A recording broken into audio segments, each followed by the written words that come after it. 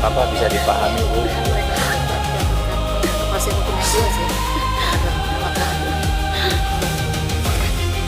Izin pimpinan, apakah bisa kami wakilkan? Ya, silakan. Karena kan kami berkomunikasi beberapa hari ini Ya, dengan disampaikan beliau. saja apa yang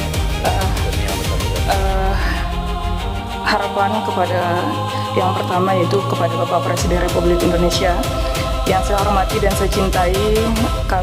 Saya hanyalah seorang ibu kampung yang miskin, yang tidak punya harta, dan sekarang tubuh sudah sakit-sakitan, jalan pun sudah tidak normal lagi karena hancurnya hati saya melihat anak saya Sahril Sobirin dibakar hidup-hidup sampai meninggal dunia. Sebagai rakyat kecil, saya mengetuk pintu hati Bapak Presiden sebagai bapak dari seluruh anak di Indonesia. Anak saya ke pondok pesantren untuk belajar agama agar jadi anak yang baik, bukan untuk disiksa, ditelanjangi oleh anak pemilik ponpes, lalu dibakar sampai mati. Ketika saya menolak surat damai, mereka membuang kami. Bapak Presiden, orang miskin seperti saya ini tidak tahu harus mengadu kemana lagi, karena pihak kepolisian dan orang Departemen Agama di Lombok Tengah justru ikut mengarahkan pondok pesantren untuk menyodorkan surat damai demi menutupi kejahatan ini. Saya memohon kepada Bapak Presiden, tolong turunkan orang-orang kepercayaan Bapak dari Jakarta untuk memeriksa oknum-oknum polisi dan pejabat di daerah yang ikut membungkam darah anak saya.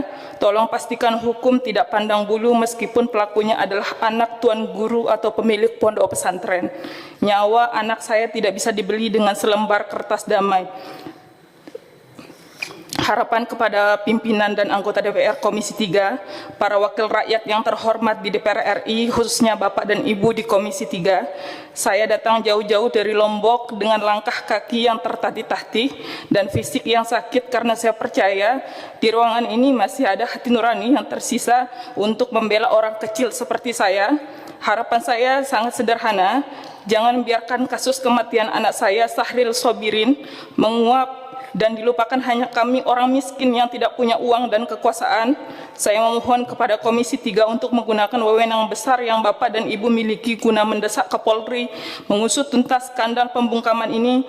Tolong awasi polisi-polisi di daerah kami yang tega-teganya menyuruh pihak pesantren meminta tanda tangan damai di atas luka bakar 80% anak saya.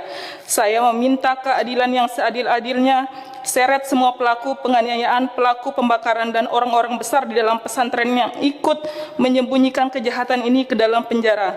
Jika DPR RI tidak membantu saya, kemana lagi kami orang kampung yang pincang dan buta hukum seperti saya ini harus mencari keadilan di negeri ini. Terima kasih. Oke, terima kasih.